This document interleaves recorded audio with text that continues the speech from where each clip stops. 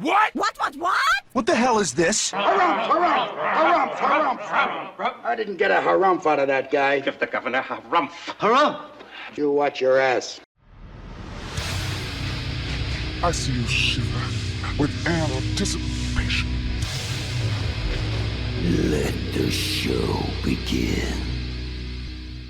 Hey everybody, this is David Heretic coming at you with another edition of Reactions, Reviews, and Rants. And tonight, alright, we're coming back to Abingdon Boy School. Yes, indeed, Abingdon Boy School fans, feeling you. Come on now.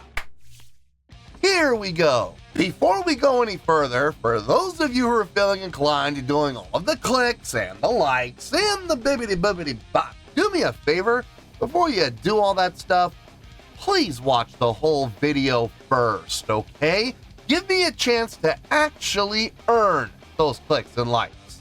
Now, after the video's done, if you still feel like doing all those clicks and likes, then by all means, feel free to click away. This comes as a request from Scott, and Scott wanted to see me react to this song by Abingdon Boy School called From Dusk Till Dawn. Now, have I heard this song before? No, I have not. To the best of my knowledge, this does not resonate with me in any way, shape, or form. However, there's always a possibility I may have heard this song in passing and I just don't realize it. So as always, if I start listening to the song and I suddenly go, wait a second, this sounds familiar, I'll let you know. That's the truth. You know me, I'm going to be honest with you guys. Let's see, this was posted by Julio Ramirez, all right?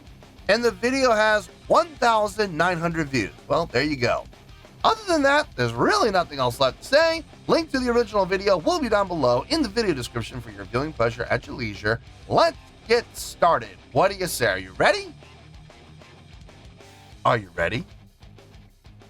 Because here we go. All right, here we go. Abingdon Boy School, From Dusk Till Dawn, IRF 11.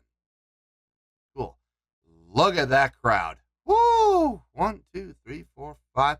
5 across, probably up here as well, and at least 3 sections deep. Dear Lord, that is a lot of people. Cool. Hey, look, I'm glad to see it. The bigger the crowd, the better. All right, let's do this. All right, boy, let's do this.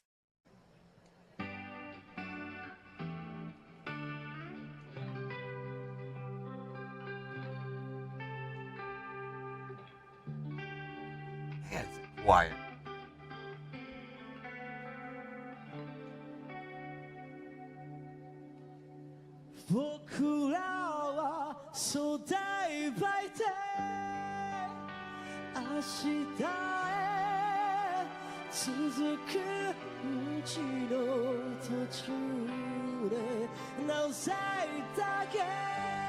Quite a contrast.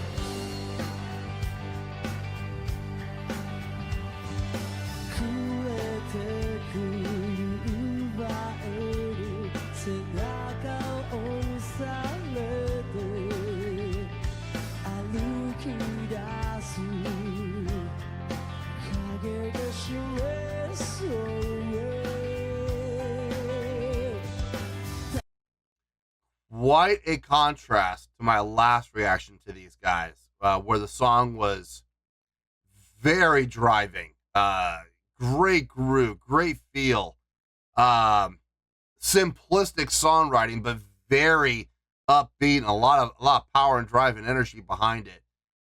This, by stark contrast, much more relaxed, much slower. And I'll even say now, while we're maybe lacking the drive and the energy, the chordal progression is far more interesting. It sounds good. it sounds like some thought process actually really went into like the usage of the inverted chords, the sus chords. It sounds good. I mean, it's very pleasing to the ear. Some serious depth went and some serious thought and work went into writing this song. Love that little guitar intro, very Satriani-esque. Definitely had a Satriani feel to it, without question. I'm digging everything I'm hearing. It's not my usual, jam. It's not my usual thing that I like, but I'm digging this for sure. I'm digging what I'm hearing. We'll see how this goes. Maybe they'll turn it up. Maybe this is all intro and they're gonna kick in and the energy is gonna come up. That might happen, or we may just stay down here. I'm not sure. We'll have to wait and see how this goes.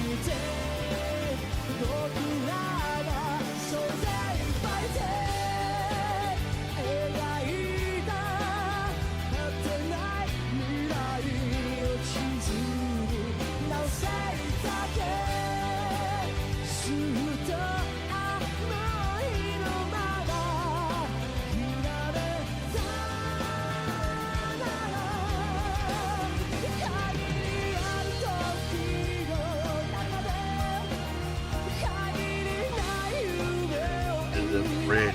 Nice.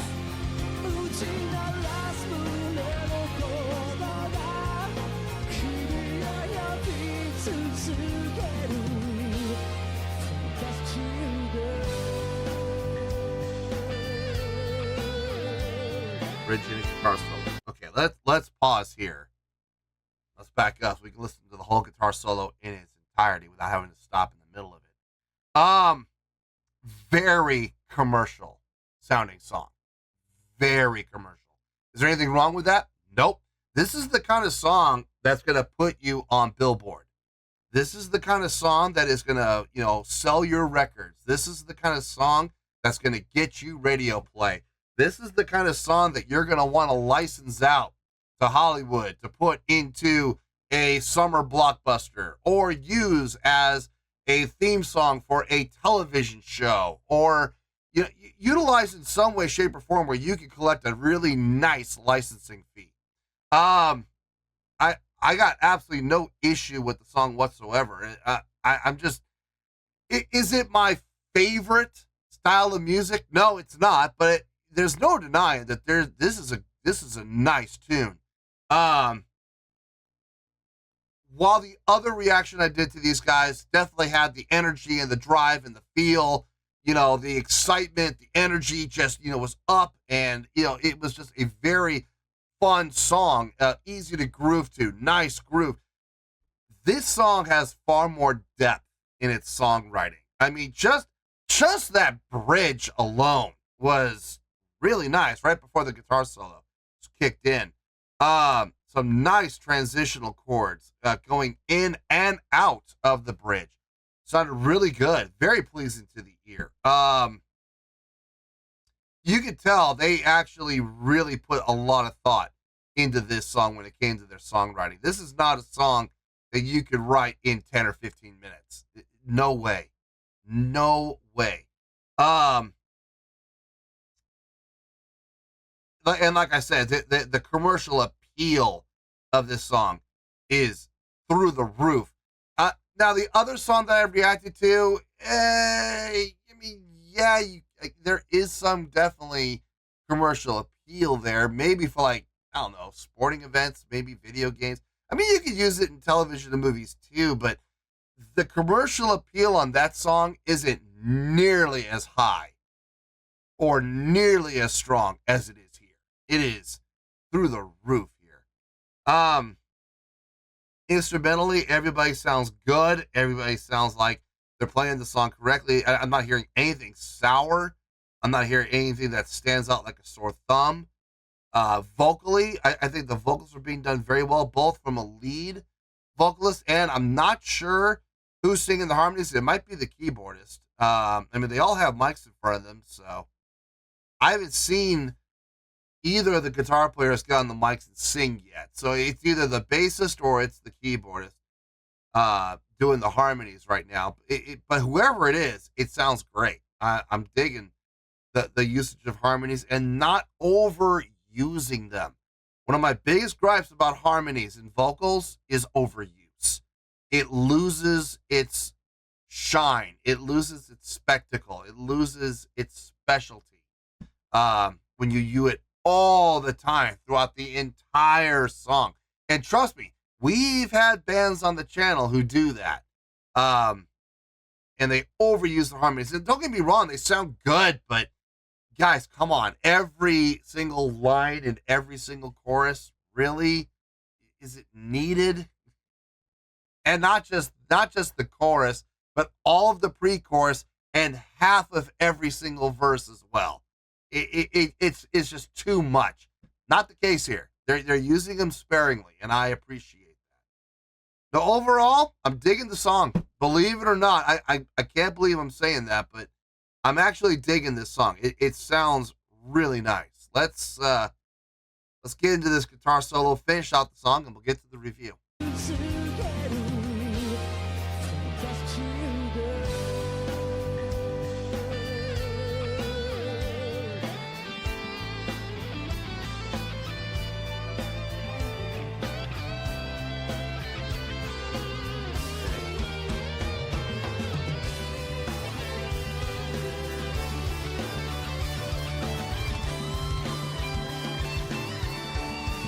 Very clean.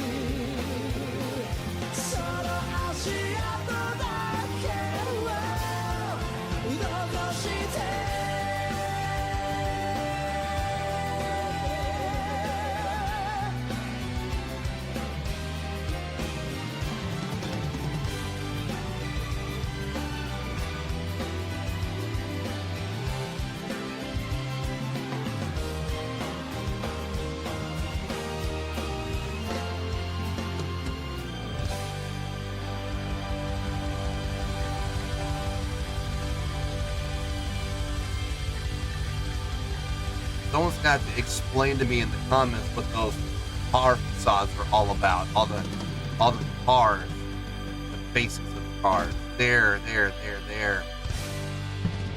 Someone's got to explain that to me in the comments what that's all about. I mean, don't get me wrong, it looks great. It looks great. I love it. I don't get it.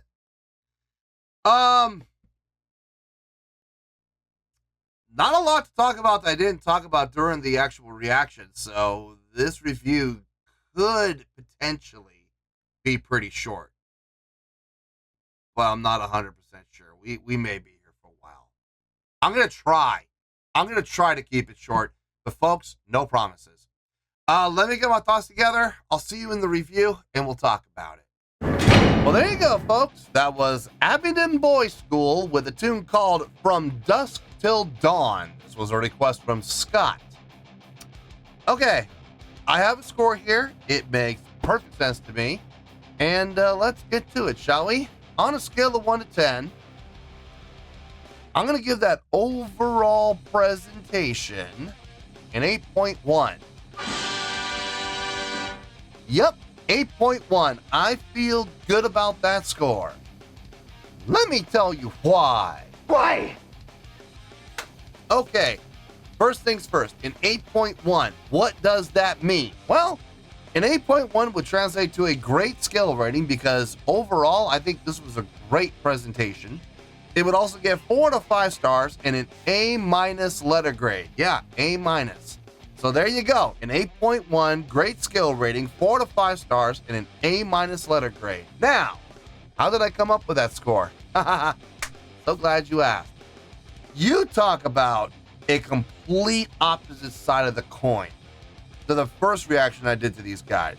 The first reaction I did to them, the song was very simplistic, and what really impressed me about that more than anything else was the live show. Their onstage energy, their live performance, their visuals, their stage energy, stage interaction, crowd interaction. That's what really kind of got me with that one. The song was fine, don't get me wrong, the song was good, but the strength in that performance was in the visuals. This is a complete polar opposite. The live visuals, don't get me wrong, they were nice, they were good, they were all right, they were passable, but what really got me on this one was the songwriting, the composition and the arrangement more than anything else. Don't get me wrong, the musicianship was fine. I mean, everybody played their instruments just fine. Everything sounded good. I didn't hear anything that stuck out like a sore thumb, but the arrangement and the composition on this song is really where the strength lies. The chordal progressions in this song. Somebody, I don't know who wrote this song, but somebody really put a lot of thought into this song, both from a composition standpoint and from an arrangement standpoint. Knowing what notes to play, what chords to play, the progression we're going to put the chords in the order in which they're going to be played, the notation as far as melodic lines and harmonic lines over those chordal progressions, that's all composition. And that sounded really nice. It was very pleasing to the ear, and it was accentuated by the arrangement, knowing which instruments are going to play which notes, when, how, voicings, dynamics, knowing when to bring the song up, when to bring the song down, when certain instruments are going to lay out for the sake of the song or for the sake of solos. That's all arrangement, and they both go hand in hand. But you'd be amazed how many songs have great composition and terrible arranging, or vice versa. That's what you usually see. You'll see a song that's, yeah, it's all right, but it has fantastic arrangement. This case, they had both, and when you do have both working together, oh man, that's good. The commercial value of this song is through the roof. Movies, television, yes, absolutely. There's a ton of opportunities for licensing this. Sporting events, no, I don't see that. Video games, doubtful, but I mean, it depends on the game. Maybe some story, like a Final Fantasy game, maybe could use something like this. But no, television and movie, good Lord, there are so many opportunities for a song like this to be used in either one of those venues. And you talk about radio friendly, this song is beyond radio friendly, other than the length. The length, it might be a little long for radio. Radio stations like to keep their songs, under 5 minutes. This is over, but I mean, it depends if if there's enough of an outcry, there's enough of a public outcry. I mean, it could get radio support, absolutely. It's funny because in stark contrast, the live visuals, I mean, they were all right. They didn't hurt. Okay, they absolutely didn't hurt. But I gotta be honest with you, folks, I don't think the live show really helped the score at all. That's stage presence was there, yes. Stage energy, not really, but for a song like this, you're not really expecting it. Stage interaction, there was none. Crowd interaction, believe it or not, there was. The lead vocalist was interacting with the crowd. Out of everything, I think that's probably the most important. Showmanship, not really anything I saw on stage was really adding to the showmanship, but the production was there. Someone's gonna have to explain to me what's up with the car motif. I don't get it. I really don't get it, and I would love somebody to explain that to me. It looks good. I like it. I like the fact the eagle blocks are being covered up by, the front ends of cars. I love the fact that the keyboard player has that facade in front of him of the car. I think that's very creative, and I'll give them all the props in the world for making it look as good as they do. I just don't get it. I'm sure if somebody could explain to me, I might like it even more. No, but overall, the song, the strength in this presentation was the song writing and the song arranging. Absolutely. That's how I'm coming up with an 8.1 for more than any other reason. Like I said, the live show, it didn't help, but it didn't hurt. It just kind of was there. I could have heard let me put it this way. If I had heard a studio recording of this song, no visuals, just slap a picture of the album cover, blam, and have the song play, I still would have given this an 8.1. So 8.1 for the song, absolutely. I feel that's exactly what the score needs to be. So that's where we're at, and that's where we're going to stay. So let's wrap this all up in a nice shiny bow, shall we? We have an 8.1, which is a great skill rating, 4 to 5 stars, and an A- letter grade. Take your pick, I don't care, whichever one of those floats your boat. Final word, final score, I have spoken. Well, that's going to do it for this edition of Reactions, Reviews, and Rants. Hope you all enjoyed the show. Hope I was able to entertain you. If I was able to put a smile on your face and brighten your day, then I did my job, and I'm so glad I could do it. If you guys feel like joining the fan base, go ahead and click on that button down there. If you guys want to like the video, go ahead and like the video. If you guys want to ring the bell, go ahead and ring the bell. It honestly doesn't make any difference at all to me, but if you guys feel like doing these things, well then by all means, feel free to do so. Well, that's going to do it for the night, folks. Thank you very much for watching, and as always, this is David Heretic signing off, reminding you to stay fabulous and support each other. Later. Peace.